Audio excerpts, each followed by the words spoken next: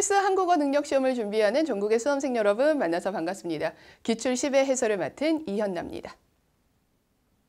자, 저랑 같이요. 이제 33, 34, 35, 36, 4회의 기출 문제를 같이 해설을 해보게 될 텐데요. 자, 그중에서 오늘은 33, 그중에서도 듣기에 관해서 시작을 하도록 하겠습니다. 자, 듣기평가 1번부터 15번까지 있습니다. 여러분들이 마지막으로 본 한국어 듣기평가 시험이 있습니까? 아마 수능일 것 같은데요. 한국어 능력 시험을 여러 번 보신 분들은 아시겠지만 처음 보신 분들은요. 와, 이 듣기가 생각보다 어렵구나 라고 하는 걸 느끼셨을 겁니다. 자, 수능이랑은 조금 다르죠. 맞습니다. 자, 그러면 우리가 이제 이 기출문제 풀이를 통해서 한국어 능력 시험의 특징 그리고 이제 효율적인 대처법을 같이 공부를 해보게 될 텐데요. 자, 그중에서도 자, 듣기에 관해서 먼저 간단하게 설명을 드리겠습니다. 자, 듣기는요. 1번부터 15번까지 나와 있습니다. 수능이랑 비교를 해보면 어떻습니까? 일단 비중 자체가 다르죠. 자, 그다음에 수능에서는요. 듣기 평가는 그렇게 어려운 영역이 아니었습니다. 그래서 만약에 듣기 평가에서 뭐 틀린 게 있으면 친구들 사이에 너 외국인이냐라고 막 서로 놀리기도 하고 그랬을 텐데요. 자, 우리의 한국어 능력 시험에서는요. 듣기가 생각보다 어렵습니다. 그 이유는 뭐냐면요. 자, 두 가지로 설명을 드립니다. 1번부터 15번이 있는데요. 그중에서 1번부터 5번까지는 듣기 하나당 문제가 하나씩 달려있는 그런 유형이고요. 그 다음에 6번부터 10번까지는 듣기 하나에 문제가 2개씩 달려 있습니다. 자, 그러니까 듣기 하나에 문제가 2개씩 달려있는 유형의 비중이 훨씬 더 높다라는 거예요. 자, 그러니까 우리가 듣기 평가를 하나를 들으면서 2개의 문제를 해결해야 하기 때문에 그래서 조금 더 어렵게 느낄 수 있고요. 그 다음에 또 하나는 자, 이 15가지의 문제는요. 크게 사실적 이해와 추론적 이해의 문제로 나눠볼 수가 있는데요. 자, 그중에서도 추론적 이해에 해당하는 지문이 문제가 보통 한 3문제 내외로 출제가 됩니다. 자, 3문제 내외로 출제가 되는데요. 바로 이 영역, 추론적 이해랑 관련된 부분들이 오답률이 높습니다. 난이도가 굉장히 높습니다. 그러니까 듣기라고 너무 만만하게 생각할 게 아니라는 점 같이 생각을 해주시면서 저랑 같이 1번부터 15번까지 같이 문제 풀어보면서 이제 필요한 것들을 또 정리해드리도록 하겠습니다. 자, 먼저 1번 문제입니다. 해설자가 설명하지 않은 그림을 물었죠. 자, 1번 같이 이렇게 그림을 찾으면서 푸는 문제는요. 그렇게 난이도가 높은 문제는 아닙니다. 그래서 여러분들 들어보시면 아마 어렵지 않게 문제 다 맞히셨을 것 같고요. 네, 정답은 5번입니다. 자, 들으면서 해당하는 것을 하나 지워나가면 정답을 찾는 것은 크게 어렵지 않습니다. 그래서 1번 문제 5번인 거 그냥 확인만 하고 넘어가도록 하겠고요. 자, 이런 유형이랑 관련해서는요. 다시 한번 들으면서 해당하는 것을 하나 지워나가면 마지막에 남는 것이 정답입니다. 그리고 여러분들이 집중력만 흐트러지지 않으시면 큰 무리 없이 문제를 찾으실 수 있습니다. 정답을 찾으실 수 있습니다.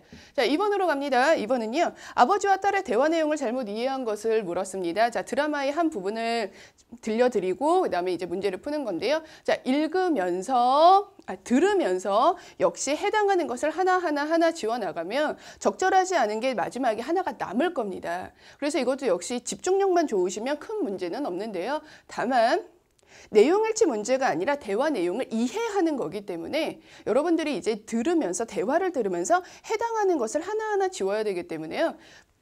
1번 문제를 풀고 나서 2번의 듣기가 나오기 전에, 대본이 읽기 전에, 방송이 나오기 전에 먼저 답선지를 읽어보시면서 이런 유형이겠구나 라고 하는 걸 어느 정도 예측하고 가시면 조금 더 수월하실 겁니다. 그래서 2번의 정답은 5번이었습니다. 크게 어렵지 않았고요. 93.7%의 정답률을 보입니다. 아버지는 딸이 자기를 닮아 덤벙대는 성격이 있다고 생각한다라고 했는데 여기 끝에 보시면 뭐라고 합니까? 쟨 누굴 닮아서 저 모양이야? 이런 식으로 얘기를 하죠. 그래서 자기를 닮았다라고 하지 않는다는 점 기억하시면 좋겠고요. 자, 그다음에 이제 3번은 간단한 내용일치 문제입니다. 역시 그렇게 크게 어렵지 않으셨을 겁니다. 자, 뉴스 리포트에서 언급하지 않은 것을 물었는데요. 자, 요게 그렇게 어렵지는 않으셨을 텐데요. 일단 정답은 1번입니다.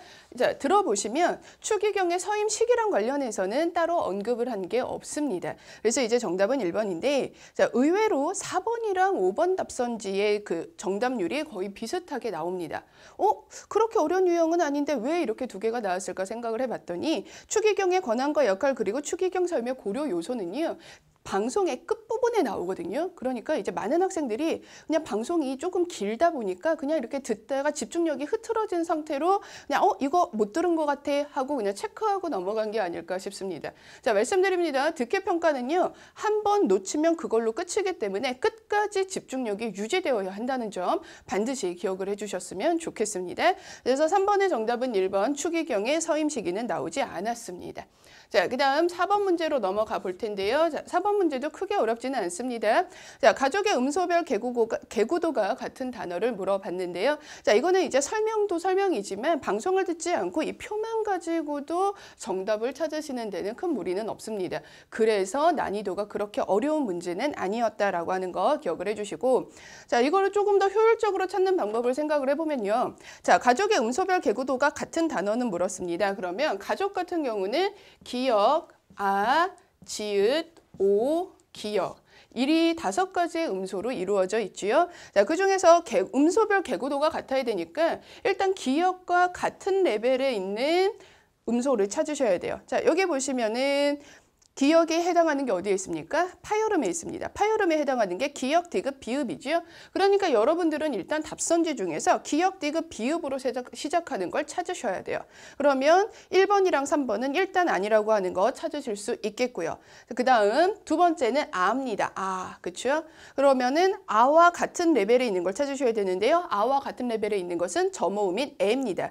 그러면은 2, 4, 5번 중에 2가 틀렸다는 것을 바로 찾으실 수 있겠습니다. 자, 그 다음에 세 번째는 지읒입니다. 자, 지읒은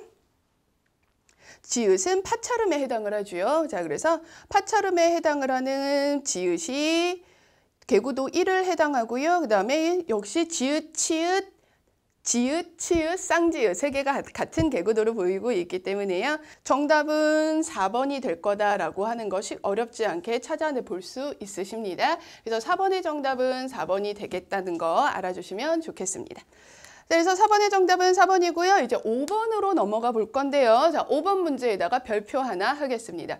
5번 문제는요. 빠지지 않고 나오는 유형 중에 하나입니다. 자, 듣기평가에서요. 시를 하나 딱 들려주고요. 이 시의 주제를 찾는 거 굉장히 자주 나오는 유형입니다. 자, 그런데 역시 너무 어렵습니다. 그렇죠? 자, 그러면 들으면서 시를 들으면서 주제를 유추를 하려면 어떻게 해야겠습니까? 먼저 반복되는 표현에 주목을 해주셔야 됩니다. 반복되는 표현, 반복되는 표현이 중요하다라고 하는 거 꼭 알아주시고요. 그 다음에 지금 이 5번 시는요. 우리 한번 같이 들어보도록 하겠습니다. 자, 지금 방송을 한번 들려드릴 겁니다. 방송 들으시면서요. 반복되는 표현에 주목하셔야 된다는 점 기억해 주시기 바랍니다. 자, 들을 준비 되셨습니까? 자, 그러면 들려드리도록 하겠습니다. 5번. 이번엔 시의 일부분을 들려드립니다.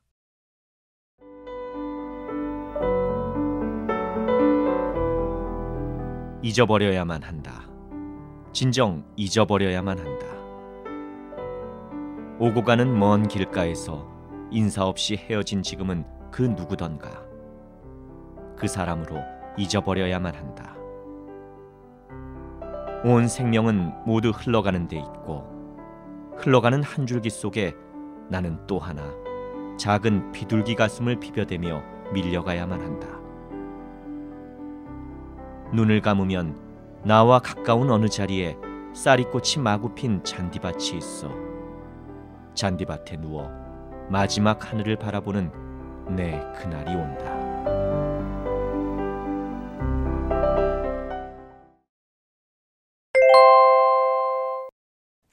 자, 방송 잘 들어보셨습니까? 반복되는 표현에 주목하셔라 라고 말씀드렸는데요. 어떤 말이 반복이 되던가요? 아, 그렇습니다. 잊어버려야만 한다, 잊어버려야만 한다, 잊어버린다라고 하는 게 계속 반복이 됩니다. 그렇죠? 그러니까 아마 여러분들은 2번이 아니라고 하는 거, 그리고 3번이 아니라고 하는 거, 2, 3은 일단 아니고 1, 4, 5번 세 개 중에 하나겠구나 싶으실 수 있겠습니다. 자, 그런데 여기서 이제 살짝 잘못 생각하신 분들이 자, 작품의 끝이 어떻게 끝납니까? 잔디밭에 누워 마지막 하늘을 바라보는 네, 그날이 온다라고 하는 걸로 끝이 나기 때문에 마지막 하늘을 바라본다, 마지막 하늘을 바라본다, 하늘을 바라보는 거 이거 뭔가 좀 좋은 것 같아. 그러니까 새로운 삶에 대한 희망인가 보다 라고 생각하시는 경우 있습니다. 아닙니다. 왜냐하면 보세요. 무엇을 바라본다고 했습니까? 네, 마지막 하늘을 바라본다라고 했습니다. 마지막 하늘이니까 좀 끝나는 느낌이죠.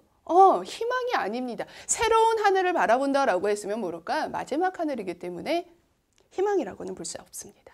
4번 지우시고요. 자, 그러면 남은 거는 1번, 5번이에요. 그러면 잊어버려야 한다라고 하는 거는 알겠는데 무엇을 잊어버리느냐? 이거에 따라서 답이 달라질 겁니다. 자, 방송을 잘 들으셨던 분들은 아시겠지만 자, 처음에 이렇게 시작합니다. 잊어버려야 한다. 진정 잊어버려야 한다. 오고 가는 먼 길가에서 인사 없이 헤어진 지금은 그 누구던가. 오고 가는 길가에서 인사 없이 헤어진 지금은 그 누구던가 그 사람으로 잊어버려야 한다. 라고 돼 있어요. 사람을 잊어버린다는 거구나. 사람을. 그러니까 정답은 몇 번? 1번인가 보다. 이렇게 가시는 게 좋겠습니다. 자, 5번에 보시면요. 목가적인 자연으로의 회귀라고 되어 있습니다. 목가적인 자연, 그러니까 완전히 이 속세를 벗어나서 자연으로 돌아간다라고 하는 건데요. 자, 즉 잊어버린다의 목적어가 속세라면 5번이 답이 될 수도 있겠죠. 자, 그런데 지금 아까 말씀드렸다시피 인사 없이 헤어진 그 사람은 지금 누군가라고 되어 있고요. 그 다음에 이 사람이 뭐라 그랬냐면 눈을 감으면 나와 가까운 그 어느 자리에 쌀이꽃이 마구 핀 잔디밭이 있어서요. 그 잔디밭에 누워서 마지막 하늘을 바라본다라고 했어요. 그러니까 이 사람은 지금 그 사람과 헤어지고 혼자서 잔디밭에 누워서 마지막 하늘을 바라보는 겁니다. 아, 나는 이 복잡한 자연을 떠나서 복잡한 도시를 떠나서 평화롭고 아름다운 자연으로 돌아갈래? 아니라는 거죠. 그렇죠? 그래서 사람과 헤어지고 마지막 하늘을 나 혼자서 바라보겠다. 그래서 1번 인간의 근원적인 고독이 정답이 되겠습니다. 자, 다시 한번 말씀드립니다. 반복되는 표현에 주목을 해주시고요. 그 다음 여기서는 잊어버려야 한다가 반복이 됐기 때문에 무엇을 잊어버리려고 하느냐 이것까지 같이 생각을 해주시면 좋겠습니다. 자, 5번의 정답 1번이고요. 그 다음 이 유형은 정답률이 좀 낮은 문제입니다. 그러니까 5번에다가 별표 하나 딱 해주시고 다시 한번 복습을 해주셨으면 좋겠습니다. 자, 6번에서 7번 문제로 한번 가볼 텐데요. 자, 6번에서 7번입니다. 뉴스 보도의 내용을 통해서 알 수 있는 사실이 아닌 것을 물었습니다. 자, 뉴스 보도의 내용을 통해서 알 수 있는 사실이 아닌 거 그냥 요거 하나만 생각하시고 그냥 끝났다 하고 그냥 그러시면 안 돼요. 왜냐하면 그렇죠. 말씀드렸다시피 1번부터 5번까지는 자, 듣기 하나에 문제 하나, 그 다음에 6번부터 15번까지는 듣기 하나에 문제가 2개씩 달려 있으니까 여러분들은 6번이랑 7번을 세트로 생각을 해주셔야 됩니다. 그리고 방송이 시작되기 전에 반드시 6번이랑 7번에 해당하는 답선지들을 모두 다 읽어주십시오. 반드시 답선지를 미리 읽으셔야 됩니다. 꼭 읽어주셔야 돼요. 왜냐하면 그렇지 않으면요. 지금 들으면서 어느 지점에 주목을 해서 들어야 될지 알 수가 없습니다. 자, 반드시 그렇게 해주셔야 되고요. 자, 그 다음 6번 문제를 보시면 뉴스 보도의 내용을 통해서 알 수 있는 사실이 아닌 것을 물었고요. 그 다음에 7번은 뉴스 보도에 대한 반응으로 적절하지 않은 것을 물었습니다. 자, 6번은 내용일치 문제예요. 읽으면서 하나하나씩 지우셔야 되고요. 그 다음에 7번은 전략에 관한 겁니다. 자, 읽으시면서 이렇게 시작했구나. 이런 인터뷰가 나오고 있구나. 소개하고 있구나. 인용하고 있구나. 나올 때마다 체크하셔서 넘어가 주셔야 됩니다. 자, 6번, 7번을 답선지를 꼭 미리 읽어보시고 방송을 들어야 정답률이 높아집니다. 자, 만약에 정말 그럴까 싶으신 분들은요. 지금 한번 해보시는 것도 좋습니다. 실제로 한번 읽어보시고 그다음에 방송을 들어보시면 자, 6번의 정답은 1번이고요. 그다음에 7번의 정답은 3번인 거 확인하실 수 있습니다. 자, 6번에서 보면요. 이제 2010년에는 42,000명의 학생들이 신용 유의자가 되었다가 아니라 26,000이라고 나옵니다. 자, 답선지의 내용을 미리 알고 있어야 들으면서 바로 체크하실 수 있습니다. 그거 꼭 기억을 해주시고요. 자, 8번에서 9번 지문으로 넘어가 볼 텐데요. 자, 8번, 9번. 얘네는 굉장히 중요한 문제입니다. 내용이 굉장히 어렵습니다. 자, 그래서 8번, 9번 문제를 같이 이어서 한번 가보도록 할 텐데요. 자, 역시 방송 나오기 전에 여러분들이 내용을 전체적으로 한번 읽어보셔야 돼요. 자, 8번은요. 강연의 내용을 통해 알 수 있는 내용이 아닌 것은입니다. 내용일치 문제죠. 그 다음에 9번. 강연의 내용을 통해 답변할 수 있는 질문이 아닌 것을 물었어요. 역시 내용일치랑 관련이 되는 겁니다. 사실적 이해랑 관련이 되는 거죠. 자, 읽으시면서 그러면 지금 8번이랑 9번 같은 경우는요. 내가 이거를 이해할 고민하면서 들어야겠구나라고 하는 거. 자, 여기에 포인트를 두셔가지고요. 방송을 한번 더 들려드릴 테니까 자, 방송 듣기 전에 8번, 9번에 해당하는 닷섬지들을 모두 다 한번 읽어보시고 자, 그다음에 방송 들으셨으면 좋겠습니다. 자, 지금 방송 들려드립니다. 빠르게 한번 답선지 훑어보시기 바랍니다. 이번엔 강연을 들려드립니다. 8번은 듣기 문항, 9번은 말하기 문항입니다. 우리나라의 주민등록번호는 13자리의 숫자로 구성되어 있습니다. 앞에 6자리는 생년월일로 이루어지고 뒷부분 7자리는 성별과 지역코드, 검증번호로 이루어집니다. 뒷부분 7자리에서 맨 앞부분은 성별을 나타내는데 1은 남자, 2는 여자입니다. 그러나 2000년 출생자부터는 남자는 3, 여자는 4를 부여받고 있습니다. 그리고 1800년대에 출생한 노인들의 성별 코드는 남자는 9, 여자는 0이었습니다. 성별 코드 다음 4개의 숫자는 지역 코드로서 이것은 출생 신고를 처음 한 지역을 뜻합니다. 참고로 우리나라에는 3,700여 개의 읍면동이 있는데 이들 각각에 4자리로 된 고유의 지역 코드가 있어 이를 주민등록 번호로 구성하는 것입니다. 그 다음 한 자리는 출생신고 당일, 그 출생신고가 해당 읍면동 주민자치센터에 몇 번째로 접수된 것인가를 나타냅니다. 한 동에서 하루에 몇 사람씩 출생신고를 하는 경우는 많지 않으므로 이 숫자는 1이나 2, 커봐야 5를 넘지 않는 것이 보통입니다. 마지막 숫자는 검증번호입니다. 검증번호는 생년월일을 포함한 앞 12개 숫자 모두를 특정한 공식에 대입해서 산출합니다. 그러므로 앞에 12자리 숫자가 차례로 정해지면 마지막에 올 수 있는 번호는 딱 하나로 결정되는 것입니다. 그런데 주민등록번호에서 마지막 숫자를 생성하는 공식은 알고리즘이 단순하기 때문에 이 원리를 이용한 주민등록번호 생성 프로그램이 인터넷상에서 공공연히 떠돌아 논란이 되기도 했습니다. 자, 방송 다시 들어보셨습니다. 어떠십니까? 아, 이거였구나. 내가 왜 이걸 놓쳤구나 싶은 지점들이 있으시죠? 아마 지금 여러분들이 문제 풀면서 한번 들으셨고요. 그 다음에 또 한 번 들은 거라, 그리고 2번 반복해서 들은 거라서 그러는 걸 수도 있고요. 자, 그 다음에 답선지를 미리 한번 읽어보고 이렇게 들으시면 확실히 더 효과적이라고 하는 거 느끼셨기를 바랍니다. 자, 8번의 정답은 3번이었죠. 그렇죠. 자, 주민등록 번호 뒷자리에 이 수는 5를 넘지 않는 것이 보통이다라고 되어 있는데요. 5를 넘지 않는 것이 보통인 수는 몇 번째 숫자였습니까? 5번째가 아니라 6번째 숫자였습니다. 자, 그래서 8번의 정답은 3번이 되겠고요. 자, 그 다음에 8번에 2번으로 답을 고르신 분들, 자, 주목해 주십시오. 자, 생년월일을 나타내는 방법은 출생 연대와 상관없이 동일하다. 그렇습니다. 여기 보면요. 생년월일을 나타내는 방법은 출생 연대에 따라서 다르다라고 말하지 않았습니다. 앞에 2자리는 출생 연도, 그 다음에 뒤에 2자리는 월, 그 다음 2자리는 일이죠. 만약에 2번을 답으로 고르신 분들이라면 1번 답지 때문일 겁니다. 1번에서 뭐라 그랬냐면요. 주민등록번호 뒷자리 성별 코드는 총 6가지다라고 되어 있습니다. 이게 90년대 옛날에 태어나신 분들이랑 그다음에 요즘 태어난 사람들이랑 이게 좀 다르죠. 1, 2가 있고 3, 4가 있고 그다음 90이 있었습니다. 자, 그래서 그것 때문에 연대에 따라 다르구나라고 생각을 해서 2번을 답으로 하셨을 수 있겠으나 자, 이것은 성별 코드지 생년월일 코드가 아니었습니다. 그래서 1번, 2번 모두 다 맞는 내용이 되겠습니다. 9번으로 가겠습니다. 강연의 내용을 통해 답변할 수 있는 질문이 아닌 것을 물었습니다. 자, 즉 강연의 내용에 반영된 내용이 아닌 것을 찾으라는 얘기죠. 자, 주민등록 뒷자리의 숫자를 표기하려면 어떤 정보가 필요합니까? 여기 보시면요. 성별 코드 있어야 되고 지역 코드 있어야 되고 등등등등 나왔습니다. 자, 그다음에 두 번째요. 주민등록번호의 앞자리가 완전히 일치하는 사람이 존재할 수 있습니까? 자, 앞자리가 의미하는 게 뭔지 생각하셔야죠. 앞자리가 의미하는 것은 생년월일입니다. 생년월일이 같은 사람은 얼마든지 존재할 수 있기 때문에 앞자리가 같은 사람도 당연히 존재할 수 있습니다. 자, 그다음에 3번. 주민등록번호에서 지역코드를 나타내는 고유번호 4자리가 부족하지는 않습니까? 그랬는데요. 자, 현재 3,700개를 쓰고 있다고 했습니다. 그리고 이제 아직 6,300개가 아직도 남았죠? 부족하지 않습니다. 자, 그래서 2번, 3번 모두 다 글의 내용을 통해서 알 수 있는 내용이었고요. 자, 정답은 5번입니다. 자, 아까도 말씀드렸다시피요.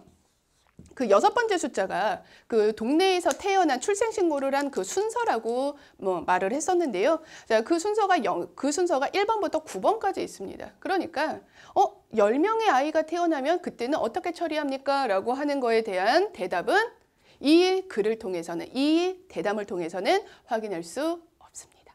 그래서 9번의 정답은 5번이 되겠습니다. 자, 8번, 9번 모두 다 중요한 문항이니까요. 여러분들 복습하시면서 다시 한번 꼭 들어보셨으면 좋겠습니다. 자, 그 다음 10번에서 11번 지문으로 한번 가볼 텐데요. 자, 우리가 주목해야 되는 것은 10번, 11번 두 개 중에서 11번입니다. 자, 11번은 정답률이 굉장히 사악합니다. 11번 굉장히 중요한 지문이니까요. 역시 다시 한번 한번 들려드릴 테니까 다시 한번 잘 들어보시고, 역시 두 개가 한 세트이기 때문에요. 답선지 미리 읽어보시기 바랍니다. 자, 방송 들려드립니다. 다음엔 강연을 들려드립니다. 10번은 듣기 문항, 11번은 말하기 문항입니다. 오늘은 자연과의 조화를 꾀하면서 동시에 현대적인 주거 방식을 가능하게 하자는 철학을 담은 그린 건축에 대해 소개하려고 합니다. 독일에서는 이러한 그린 건축이 활발하게 이루어지고 있는데요. 독일 정부는 에너지 소비 기준에 따라 그린 건축의 등급을 4가지로 구분하고 건물 유형별로 구체적인 규정과 표준을 엄격하게 제정했습니다. 그린 건축은 모두 자연 환경 조건을 활용한다는 공통점을 갖고 있습니다. 열기를 건물 외부로 유출하고 냉기를 내부로 유입하는 요소들을 최소화합니다. 그래서 단열이 잘 되는 지붕과 두꺼운 외벽이 필수적이죠. 이제 각각의 유형에 대해 살펴보겠습니다. 먼저 그린 건축의 첫 번째 단계는 저에너지 하우스입니다. 저에너지 하우스의 특징은 난방과 온수에 필요한 에너지 소모가 적다는 것인데요. 1제곱미터의 연간 난방열 수요량이 정해진 한계치를 넘지 않아야 저에너지 하우스로 인정받을 수 있습니다. 좀 더 발전된 두 번째 단계인 패시브 하우스는 단열이 뛰어나 냉난방이 필요 없는 형태입니다. 열 수요의 상당 부분은 햇빛이나 사람의 몸, 가전제품 등에서 나오는 열로 충당됩니다. 건물 외벽의 단열이 잘 되어 벽과 바닥은 동일한 온도를 유지해 실내 온도가 1년 내내 일정합니다. 다음은 제로 에너지 하우스로 전기, 가스, 석유 등의 외부 에너지가 전혀 필요하지 않은 건물을 가리킵니다. 필요한 에너지는 건물 안에서 아니면 건물에 마련된 시설을 통해 생산되며 대부분 태양에너지 설비로 해결하게 됩니다. 그린 건축물 중에서 충족 요건이 가장 까다로운 것이 마지막 4번째 유형입니다. 자, 방송 잘 들어보셨습니까? 자, 10번부터 확인을 해보겠습니다. 자, 10번은 크게 어렵지는 않았습니다. 이제 읽으면서 이제 하나하나씩 지워나가면 되는 유형이었죠. 자, 10번의 정답은 1번입니다. 패시브 하우스는요, 필요한 에너지를 건물 내에서 스스로 행사한다. 패시브 하우스는 냉난방비가 들지 않는 그런 거였죠. 자, 그래서 정답은 1번, 10번의 1번이 정답이었습니다. 이거는 크게 이제 어렵지는 않았고요. 자, 중요한 거는 11번입니다. 자, 11번에 꼭 별표 한번 해주시고요. 자, 요거 잘 생각해 보겠습니다. 자, 11번은요. 이거는 사실 듣기 평가에서 나오기는 했지만 사실 듣기 평가보다는 추론적 이해에 가깝습니다. 자, 내용을 한번 이어보겠습니다. 자, 위강연에 이어서 시각조류의 가에 대해서 설명하고자 할 때 말할 내용으로 가장 적절한 것을 물었어요. 이게 보시면 저에너지, 패시브, 제로에너지, 그리고 그다음에 가인데요. 자, 읽어보시면 아시겠지만 어떻습니까? 전부 다 에너지가 조금 든다, 안 든다, 제로다, 이제 이런 식으로 가는 거예요. 자, 그러다 보니까 그 다음 단계에 나올 것은 뭐냐라고 하는 겁니다. 자, 그렇다면은 필요한 것보다 더 많이 생산하는 거구나. 2번인가 싶었는데 1번에서 저장을 한다. 저장도 맞는 것 같고 필요한 거를 더 많이 생산하는 것도 맞는 것 같고. 자, 1번과 2번 사이에서 이제 막 고민이 조금 되셨을 겁니다. 그렇죠? 자, 1, 2번 사이에서 고민을 하다가 뭔가 저장은 더 그 다음 단계인 것 같아. 일단은 필요한 양보다 더 많이 생산을 하고 그 다음 단계가 저장이니까 일단 가에는 필요한 양보다 더 많이 생산하는 2번이 정답이야 라고 생각을 하셨으면요. 잘하신 겁니다. 자, 여기 가보겠습니다. 건물에 필요한 에너지를 자체적으로 생산하는 데 그치지 않고요. 필요한 양보다 더 많은 양의 에너지를 생산하는 유형입니다. 2번이 정답이죠. 그러니까는 자, 필요한 에너지가 줄어들었다가 제로였다가 플러스가 된다. 그렇죠? 그러니까 2번을 답으로 하시면 굉장히 잘하신 겁니다. 자, 굉장히 잘하셨고요. 자, 그다음에 1번 설명합니다. 자, 1번은요. 저장이라고 하는 그 단어에만 너무 집중을 해서 보셨다. 그게 포인트입니다. 그게 실패의 요인입니다. 자, 설명드리겠습니다. 당장 사용하기 위한 에너지를 생산하는 데 그치지 않고 그 에너지를 저장할 수 있는 기술까지 갖춘 주택 유형입니다. 라고 되어 있는데요. 저장은 요 가보다 그 다음 단계지 지금은 아니야 라고 생각을 하셨으면 사실 그것도 조금 틀린 거예요. 왜냐하면 자, 저장이라고 되어 있는데요. 이 저장의 목적어가 뭡니까? 무엇을 저장한답니까? 그 에너지를 저장한답니다. 그 에너지. 자, 그럼 여기서 그 에너지가 의미하는 것은 뭔가요? 그 에너지가 지칭하는 것은 그 앞쪽에 나와 있죠. 당장 사용하기 위한 에너지라고 나와 있어요. 자, 그러니까 여기서 말하는 거는요. 내 사용하기 위한 에너지를 저장한다죠. 그러니까 내가 사용할 만큼의 에너지에다가 플러스 남은 에너지의 개념이 아니라 필요한 에너지를 저장한다. 사용할 에너지를 저장한다의 개념입니다. 그러니까 에너지의 소비가 줄어들다가 플러스가 된다의 개념이 아닌 거예요. 이해되셨습니까? 그래서 11번의 정답은 1번이 아닌 2번이 되는 겁니다. 자, 꼭 기억해 주셨으면 좋겠고요. 자, 그 다음에 12번 문제로 가볼 텐데요. 자, 12번은 크게 어렵지 않았죠? 그냥 이렇게 들어보시면서 하시면 크게 어렵지 않았습니다. 정답은 3번이죠. 만들어진 날짜가 중요한 게 아니라 그게 몇 번째 글자를 하는 것이냐, 그 코드가 중요하다라고 되어 있었고요. 자, 마찬가지로 이것을 13번 적용을 해서 해보면 HOME에 해당하는 글자를 하나씩 정리만 하시면 됩니다. 그래서 하나씩 정리를 하시면 H에 해당하는 게 K, O에 해당하는 게 R, M에 해당하는 게 P, E에 해당하는 게 H가 되겠습니다. 그래서 KRPH 1번이 정답입니다. 자, 이제 마지막 지문입니다. 이제 14, 15번 방송을 남겨두었는데요. 자, 14번이랑 15번 중에서 14번은 그렇게 크게 어렵지는 않으셨을 겁니다. 그런데 15번은 굉장히 어렵습니다. 그래서 15번 잘 봐주셔야 되겠는데요. 자, 역시 마찬가지로 방송 듣기 전에 여러분들이 답선지 미리 한번 읽어보시면 좋습니다. 자, 특히 이제 14번 같은 경우는 내용일치 문제니까요. 자, 방송을 들으시면서 하나하나씩 체크해 주시고요. 자, 그다음에 15번은 뉴스의 해설 뒤에 이어질 말이에요. 그러니까 이어질 말이 추론이죠. 그 앞쪽에 어떤 화제가 연결이 되고 있는지, 어떤 주장을 한다면 그 주장의 근거는 무엇인지 잘 생각하면서 따라와 주셨으면 좋겠습니다. 방송 들어보겠습니다. 끝으로 뉴스 해설을 들려드립니다. 14번은 듣기 문항, 15번은 말하기 문항입니다. 새해 들어 도로명 주소 제도가 본격 시행됐습니다. 오히려 불편하다는 지적과 함께 일부에서는 혼선도 빚어지고 있습니다. 사용해보면 간단하고 편리하지만 민간에서는 강제성이 없고 관심도 낮아 조기 정착에 걸림돌이 되고 있습니다. 도로명 주소는 지난 1996년에 교체가 결정됐습니다. 급속한 도시화로 100여 년을 사용해온 집원 주소로 위치 찾기가 어려워진 데 따른 것입니다. 물류 비용 절감과 함께 재난, 응급 상황에 신속히 대처할 수 있고 전자지도 등 관련 산업의 발전으로 연간 3조 원대의 경제 효과가 있다는 것이 도입 배경입니다. 도로명 주소는 길을 중심으로 왼쪽 건물은 홀수, 오른쪽은 짝수의 일련 번호가 부여되어 있습니다. 따라서 이 체계만 알면 주소를 쉽게 찾을 수 있습니다. 새 주소를 알려주는 사이트도 등장했습니다. 그런데도 20년 가까이 준비해온 도로명 주소가 찬밥 신세를 면치 못하고 있습니다. 이는 그동안 공직사회조차 사용이 미미해 홍보가 제대로 안 됐기 때문입니다. 우체국과 택배회사들은 우선 배달이 급해서 익숙한 집원 주소를 여전히 선호하고 있습니다. 부동산 시장에서도 이해가 엇갈립니다. 일부 동네 이름의 프리미엄이 사라진다는 민원이 잇따르고 있습니다. 보완해야 할 과제도 있습니다. 우선 도로명의 정비가 필요합니다. 골목길의 경우 기준 도로가 모호하고 무려 50km에 이르는 길이 같은 이름으로 불리는 경우도 있습니다. 집원 없이는 찾기가 어렵습니다. 중복된 도로명도 너무 많습니다. 도로명 주소는 자율적으로 시행되는 제도인 만큼 그것이 정착되려면 어느 정도의 시간은 필요해 보입니다. 그러나 4천억 원의 예산을 들였고 2년간의 병행 사용 기간도 거쳤습니다.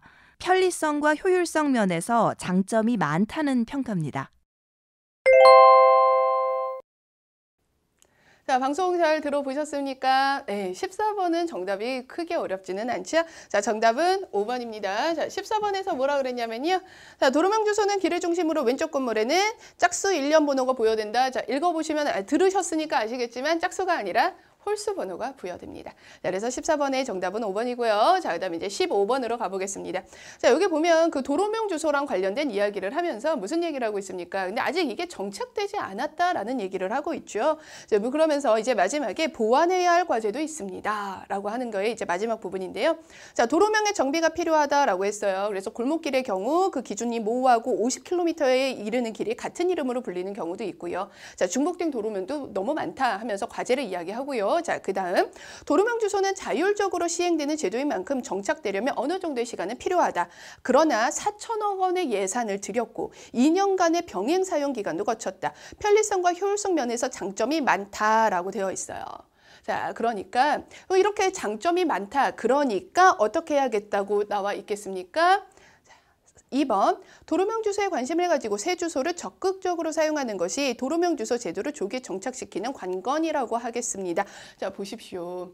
자, 편리성과 효율성이 많아요. 이미 많은 예산도 들였어요. 그런데 문제가 뭐였습니까? 이것이 자율적으로 시행되는 제도라서 정착이 잘 안 된다라고 하는 거죠. 그러니까 해결책이 되는 것은 바로 2번.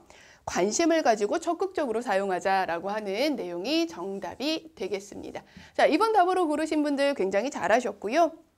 그다음에 이제 4번 같은 경우는요. 보십시오. 자, 도로명 주소가 잠깐의 불편을 가져다 주는 것은 사실이지만 국가의 장래를 위해 도로명 주소 사용을 보다 강력하게 제도화하여야 할 것입니다. 자, 지금 이 뉴스의 논지가 강력한 제도화가 필요하다. 가 아닙니다.